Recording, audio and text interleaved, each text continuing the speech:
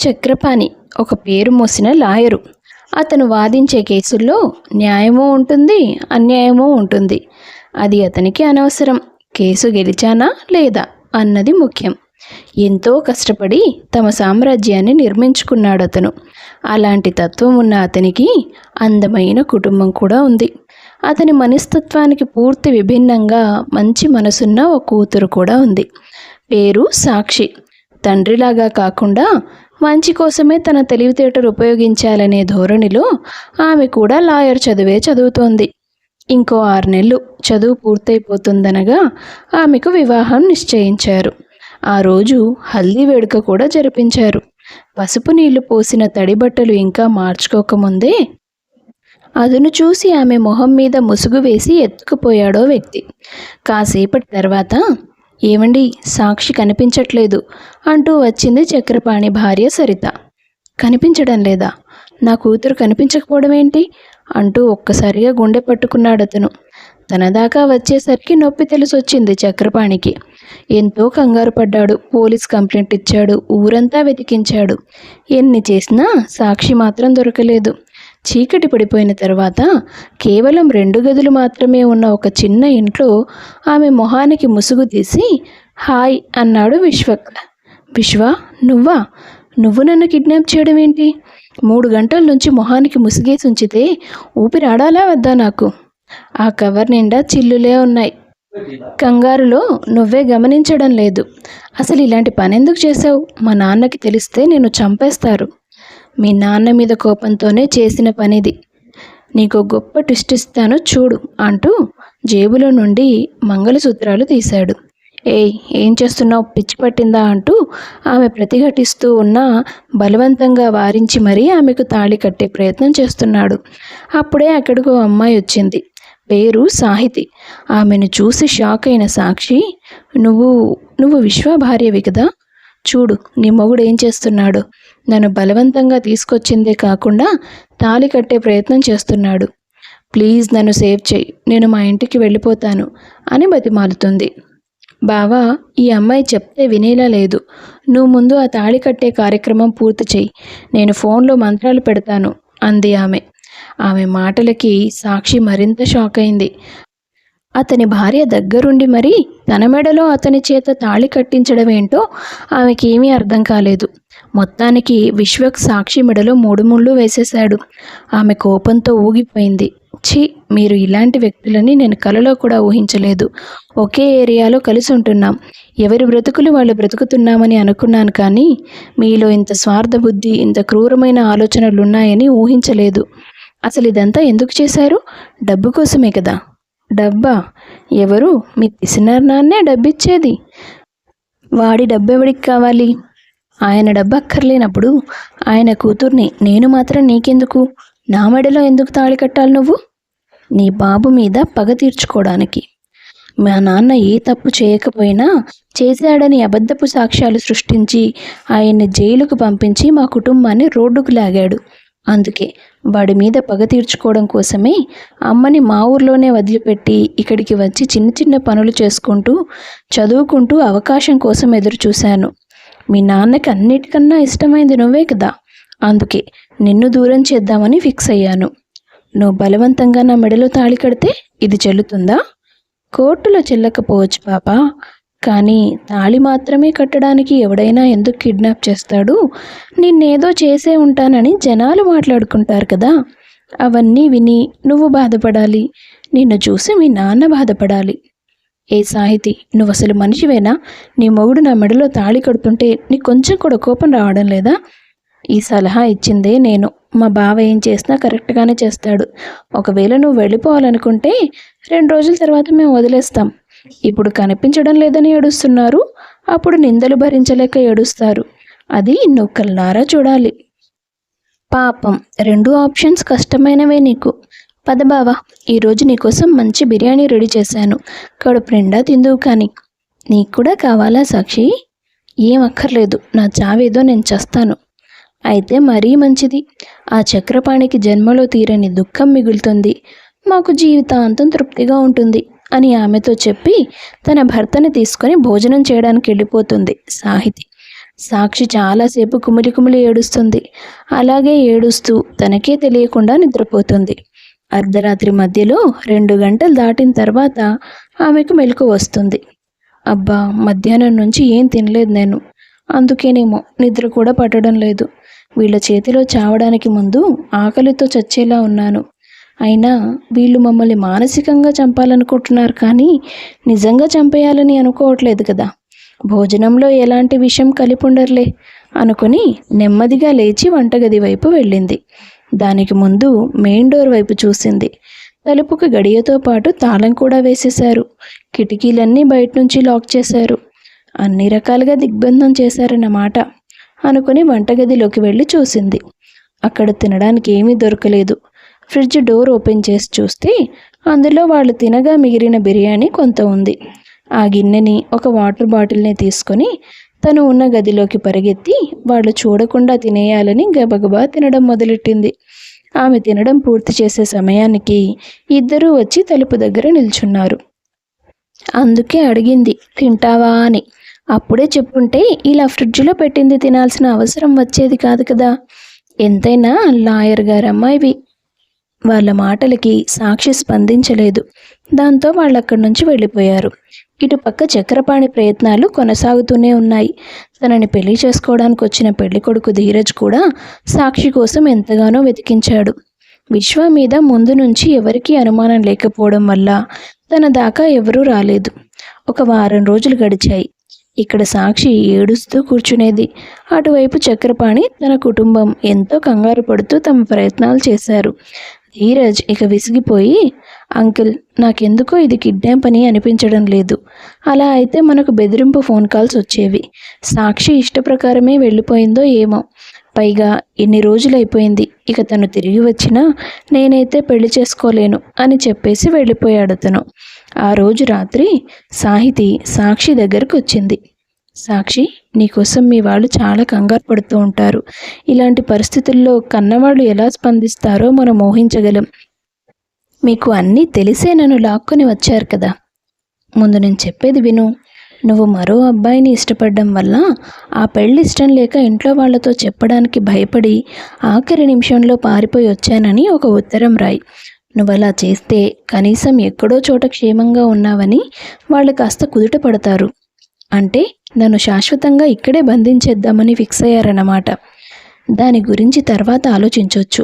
నువ్వు ముందు మీ వాళ్ళకి ఉత్తరం రాయి, లేదంటే వాళ్ళకి ఏదైనా అయ్యే ప్రమాదం ఉంటుంది. సాహితీ మాటలు విని భయపడ్డ సాక్షి ఆమె చెప్పినట్టుగానే తల్లిదండ్రులకు ఉత్తరం రాస్తుంది. విశ్వ దాన్ని పోస్ట్ ఆఫీస్ ద్వారా వాళ్ళ ఇంటికి చేరేలా చేస్తాడు. అంటే నిజంగానే సాక్షికి పెళ్ళి ఇష్టం లేదా? మరి మనందరి మధ్య అంతగా నవ్వుతూ సంతోషంగా ఎలా తిరిగింది? ఈ ఉత్తరం పారిపోయే ముందే రాసుంటే ఇంత కంగారైనా పడకుండా ఉండేవాళ్ళం కదా. పోతే పోయిందని 2 రోజులు ఏడ్చి ఊరుకునేవాళ్ళం కదా అంటూ చక్రపాణి కుటుంబ సభ్యులందరూ అనుకున్నారు.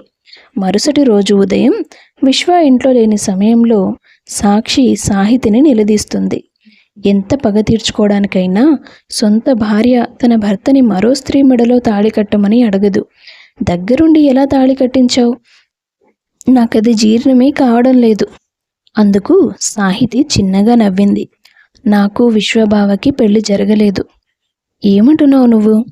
అవును సాక్షి, కొన్ని నెలల క్రితం నేను ఒకతన్ని నమ్మి పెళ్లి చేసుకొని ఇంట్లో వాళ్ళకి చెప్పకుండా వెళ్ళిపోయాను. 6 నెలలు గడిచేయలేదు. అతను నన్ను వదిలేసి పారిపోయాడు. ఇంట్లో వాళ్ళకి మొహం ఎలా చూపించాలో అర్థం కాక ఏడుస్తున్న సమయంలో విశ్వబావ గుర్తొచ్చి ఫోన్ చేసి విషయమంతా చెప్పాను. నువ్వు దూరం అవడం వల్ల కుటుంబం ఇప్పటికే చాలా బాధపడుతుంది. మళ్ళీ మోసపోయావని తెలిస్తే ఇంకెలా స్పందిస్తారో తెలియదు. అందుకని నువ్వు పారిపోయి వచ్చింది నాతోనే అని అందరికీ అబద్ధం చెప్దాం. నీకు మరొకరితో పెళ్ళైన విషయం తెలిసిన వారు ఎవరూ లేరు కాబట్టి సమస్య ఏమీ ఉండదు. కానీ అలా చేస్తే నీ భవిష్యత్తు పాడవుతుంది కదా బావా అని నేను ప్రశ్నిస్తే, ఏమీ అవదు. నువ్వు కొంతకాలం ఇక్కడే నాతో పాటు ఉండి ఉద్యోగ ప్రయత్నాలు చేయి. మంచి ఉద్యోగం దొరికి సంపాదన మొదలెట్టాక కుటుంబానికి అండగా ఉంటే నీ ఆలోచనల్లో చేతల్లో పరిపక్వత వచ్చిందని కుటుంబం అంతా నమ్ముతుంది. అప్పుడు జరిగిన విషయాలన్నీ చెప్పొచ్చు. చెప్పినా కూడా నీ బాధని చూస్తారు తప్ప నీ మీద కోపం చూపించే అవకాశం ఉండదు. ముందు నీ కాళ్ళ మీద నువ్వు నిలబడితే ఆ తర్వాత భవిష్యత్తులో నీకంటూ ఎవరో ఒకరు రాసిపెట్టి ఉండకపోరు అని నాకు ధైర్యం చెప్పి ఇక్కడికి తీసుకొచ్చాడు. వాళ్ళ కంపెనీలోనే సీనియర్ ఆఫీసర్ని బతిమాలి నాకు ఉద్యోగం ఇప్పించాడు. తొందరలోనే జరిగినవన్నీ ఇంట్లో చెప్పేసే ఆలోచనలో ఉన్నాను నేను. బహుశా వారం రోజుల్లో ఇక్కడి నుంచి వెళ్ళిపోవచ్చు. నీ గురించి అంత గొప్పగా ఆలోచించగలిగే వ్యక్తి నా గురించి కాస్తైనా ఆలోచించాలి కదా. నేను ఆడపిల్లనే కదా. నాకంటూ ఇష్టమైన జీవితం ఉండకూడదా? ఇలా బలవంతంగా కట్టేస్తే అది జీవితం అవుతుందా? సాక్షి, నేను బావ నీతో చెప్పినట్లుగా మీ నాన్న మీద బావకున్న కోపం నిజం. కానీ ఆ కోపానికి నీ మెడలో తాళి కట్టడానికి సంబంధమే లేదు. అదేంటి మరి ఇదంతా ఎందుకు చేసినట్టు? ఈ ప్రశ్నకి సమాధానం నీకు విశ్వభావ నుంచే దొరుకుతుంది అంటూ పూర్తిగా వివరించి చెప్తుంది సాహితి. చెప్పినట్లుగానే వారం రోజుల తర్వాత ఆమె అక్కడి నుంచి వెళ్ళిపోతుంది. తన సమస్యలన్నీ తీర్చుకుంటుంది. ఇంట్లో విశ్వ, సాక్షి ఇద్దరే ఉన్నారు. సాహితి వెళ్ళిపోయినప్పటి నుంచి విశ్వ చేసిన పని వెనక కారణమేమిటో తెలుసుకోవాలని సాక్షి ఎన్నో ప్రయత్నాలు చేసేది. అతనితో స్నేహంగా మెలిగేది. తనని బంధించి ఉంచాడన్న కోపాన్ని కూడా పక్కన పెట్టి ఇల్లు చక్కబెట్టేది. ఏంటి మేడం, నీ వరస చాలా మారినట్టుంది. ఏం చేయాలి మరి? బయటికిలాగో పంపించట్లేదు కదా. ఇంట్లోనే ఏదో ఒక పని చేయకపోతే బోర్ కొట్టి చస్తుంది. అయినా నువ్వు మా నాన్న మీద కోపంతో పెళ్లి చేసుకున్నావు కదా, మరి బయటికి వెళ్ళి ఈ విషయం చెప్పాలి కదా. చెబుదాంలే, తొందర ఏముంది? పోలీసులు గుమ్మేస్తారని భయం కదా నీకు? అవునవును, చాలా భయం. పక్క కాలనీలోనే ఉంటూ కన్నవారిని ఒక్కసారి కూడా చూసుకోలేని పరిస్థితిలో ఉంచుతున్నావు నన్ను. అబ్బా, ఏంటమ్మా నీ నస? ఊరికే నస ఏంటి? నా బాధ అర్థం కాదా నీకు? చూడు, మొబైల్ ఫోన్, ఇంటర్నెట్ తప్ప నీకు ఇంకేం కావాలన్నా అడుగు. నీకు నచ్చిన డ్రెస్సులు, ఫుడ్, అవసరమైతే నైట్ టైంలో షికార్ కూడా తీసుకెళ్తాను. కానీ కొన్నాళ్ళు ఇంటి మీద బెంగ పక్కన పెట్టాలి నువ్వు. అసలు నువ్వు మంచోడివో చెడ్డోడివో అర్థమై చావడం లేదు నాకు. అలా రోజుకో రకంగా గిల్లిగజ్జాలు నడిచేవి వాళ్ళ మధ్య. తెలియకుండానే సాక్షికి ఈ విశ్వతో చనువు ఏర్పడుతూ వచ్చింది. ఓ రోజు అతని ఇంట్లో లేని సమయంలో అతని వస్తువులన్నీ వెతకసాగిందామె. అతని వ్యక్తిత్వం ఏంటో అర్థం చేసుకునే ఆధారం ఏదైనా దొరుకుతుందేమోనని. అలా ఒక పాత ఇనుప ట్రంక్ పెట్టి ఆమె కంట్లో పడుతుంది. దాన్ని తెరిచి చూస్తే అందులో కొన్ని వస్తువులు దొరికాయి ఆమెకు. ఏంటి, చిన్నపిల్లల పట్టిల్లా ఉన్నాయే, ఏదో ఫోటో కూడా ఉన్నట్లుంది అంటూ ఆ ఫోటోని పరీక్షగా చూసింది. అది సాక్షి చిన్నప్పుడు స్కూల్ డ్రెస్లో తీయించుకున్న ఫోటో. అది చూసిన సాక్షికి ఆశ్చర్యం వేసింది. నా చిన్నప్పటి ఫోటో ఇతని దగ్గర ఉండడం ఏంటి? అప్పటి నుండే నేను తెలుసా? మరిన్ని కాగితాలు బయటికి తీసింది. ఆ రంగురంగుల కాగితాల నిండా సాక్షి మీద ప్రేమతో అతను రాసుకున్న ప్రేమ కావ్యాలున్నాయి. అవన్నీ చదివాక ఆమెకో విషయం అర్థమైంది. అంటే విశ్వకి నా మీద ఎప్పటి నుంచో ప్రేమ ఉంది. అందుకే వేరే వాళ్లతో నా పెళ్లి జరుగుతుంటే ఓర్చుకోలేక నన్ను ఇలా ఎత్తుకొచ్చేస్తాడా అని అనుమానం కలిగింది ఆమెలో. సాయంత్రం విశ్వ తిరిగి వచ్చాక ఆ పేపర్లు, ఫోటోలు అతని మొహాన కొట్టి, ఇంత చీప్ మెంటాలిటీ అన్నమాట నీది. నువ్వు నన్ను ఎప్పటి నుంచో దూరంగా ఇష్టపడి ఉంటావు. ఇప్పుడు నా పెళ్లి ధీరజ్తో జరుగుతుంటే ఓర్చుకోలేక నన్ను కిడ్నాప్ చేసి తీసుకొచ్చావు. సాహితీ లైఫ్ సెట్ కావడానికి నువ్వు తనకి సాయం చేసిన విషయం తెలిసి నేను నీ గురించి మంచి అభిప్రాయం ఏర్పరచుకున్నాను. బలవంతంగా నా మెడలో తాళి కట్టిన దాని వెనక బలమైన కారణం ఉందనుకున్నాను. కానీ ఇంత చెత్త బుద్ధి నీలో ఉందని ఊహించలేదు. సాక్షి, నువ్వు అపార్థం చేసుకుంటున్నావు. ఫోటోలో, కాగితాల్లో ఉన్నది నిజమే. నీ మీద నాకున్న ప్రేమ కూడా నిజమే. కానీ అసలు ఏం జరిగిందంటే, నాకు 14 ఏళ్ల వయసున్నప్పుడే మీ నాన్నగారి వల్ల మా నాన్న అన్యాయంగా జైలు పాలవ్వాల్సి వచ్చింది. బాగా చదువుకొని మంచి పొజిషన్కి వచ్చి మీ నాన్న మీద పగ తీర్చుకోవాలని నేను ఇక్కడికి వచ్చాను. కానీ ఆ ఇంట్లో నిన్ను, నీ సంతోషాన్ని చూశాక మీ నాన్నకేం జరిగినా నీ మొహంలో ఉన్న సంతోషం మాయమైపోతుంది అనిపించింది. ఆ వయసు నుంచే నాకు నిన్ను చూడడం అలవాటుగా మారిపోయింది. నీ నవ్వు చూడని రోజు నాకు నిద్ర కూడా పట్టేది కాదు. అంతగా నా మనసులో నేను నింపేసుకున్నాను. నువ్వు అనుకుంటున్నట్టుగా నీ ప్రేమను సాధించుకోవడానికి, దక్కించుకోవడానికి నేనే ప్రయత్నం చేయలేదు. నీకు నచ్చిన జీవితం నీకు దొరకాలనుకున్నానంతే. ధీరజ్తో నీకు పెళ్లి నిశ్చయమైన తర్వాత నేను అతని గురించి తెలుసుకోవాలనుకున్నాను. నీతో అతని భవిష్యత్తు బాగుంటుందని నమ్మకం వస్తే చాలనుకున్నాను. కానీ ధీరజ్ పెద్ద రోగ్. నీతో పెళ్లికి ముందే ఓ అమ్మాయిని మోసం చేసి ఆమె సూసైడ్ చేసుకోవడానికి కారణమయ్యాడు. నిన్ను పెళ్లి చేసుకోవాలనుకుంది కూడా మీ నాన్నగారి మీద వృత్తిపరంగా వాళ్ళ నాన్నగారికి ఉన్న కక్ష తీర్చుకోవడం కోసం. పెళ్లి తర్వాత నిన్ను హింసలు పెట్టి చంపేయాలనుకున్నారు. ఇవన్నీ తెలుసుకున్నాను కాబట్టి ఆ పెళ్లి ఎట్టి పరిస్థితుల్లోనూ ఆపేయాలని నిర్ణయించుకున్నాను. ఏ అమ్మాయిని ప్రేమించే మనస్తత్వం కాదు వాడిది. వాడి భార్యగా నీకు భవిష్యత్ అనేదే లేదు. ఈ మాట నేను మీ నాన్నగారికి చెప్తే ఆయన నమ్ముతారా? నీతో చెప్తే నువ్వు నమ్ముతావా? అందుకే నేనే ఏదో ఒకటి చేయాలని అనుకున్నాను. నిన్ను దాచేస్తే సరిపోతుంది, కానీ నీ మెడలో తాళెందుకు కట్టానంటే నువ్వు బయటికి వెళ్ళాక వాడు సిగ్గు లేకుండా వచ్చి మళ్ళీ నిన్ను పెళ్లి చేసుకుంటా అనే నాటకాలాడి నీ జీవితాన్ని ప్రమాదంలో పడేస్తాడనిపించింది. నువ్వు నన్ను భర్తగా అంగీకరించాల్సిన అవసరం లేదు, కానీ మన పెళ్ళి నీ ఇష్ట ప్రకారమే జరిగిందని మీ నాన్నగారి ముందు నువ్వు చెప్తే అప్పుడు నా నుంచి నిన్నెవరూ దూరం చేయరు. ఇలాంటి సైకోగాళ్ల చేతిలో పడి హింసలు పడే జీవితం నీకుండదు. నేను నిన్ను దేవతలా చూసుకుంటాను సాక్షి, నన్ను నమ్ము అని జరిగిన విషయాన్ని తన మనసులో ఉన్న ప్రేమని చెప్పాడు. సాక్షి ఏం మాట్లాడకుండా తెరచి ఉన్న తలుపులను చూసి బయటికి పరిగెత్తింది. ఆమె వెనకాలే ఆగు సాక్షి అంటూ విశ్వ కూడా పరిగెత్తాడు. ఆమె తన పుట్టింటికి చేరుకొని కన్నవాళ్లని హత్తుకొని గట్టిగా ఏడ్చింది. ఏం జరగబోతుందో అన్న భయంతో విశ్వ కంగారు పడుతూ ఉంటాడు. ఆమె కుటుంబం అంతా ఏమైంది సాక్షి, ఇన్నాళ్ళు ఎటెళ్ళిపోయావు అంటూ రకరకాల ప్రశ్నలు వేశారు. కొంతసేపటికి వారందరి ప్రశ్నలకి సమాధానంగా సాక్షి తన మెడలో ఉన్న తాళిని చూపిస్తూ ఒక చేత్తో విశ్వాన్ని చూపించి, నాకు అతనంటే చాలా ఇష్టం డాడీ, మీకు చెప్పే ధైర్యం లేక మేమిద్దరం పారిపోయి పెళ్లి చేసుకున్నాం అంటూ అబద్ధం చెప్పింది. కాసేపు వాళ్ళు ఆ జంట మీద కోప్పడినా చాలా రోజులు ఆమె కనిపించక బాధలో ఉండడం వలన ఆమెను త్వరగానే క్షమించారు. విక్రపాణి విశ్వాతో, నువ్వు పక్క వీధిలోనే ఉంటావు కదా? అవునండి. ఇక్కడే ఉండి మా చేత ఊర్లన్నీ వెతికించారన్నమాట.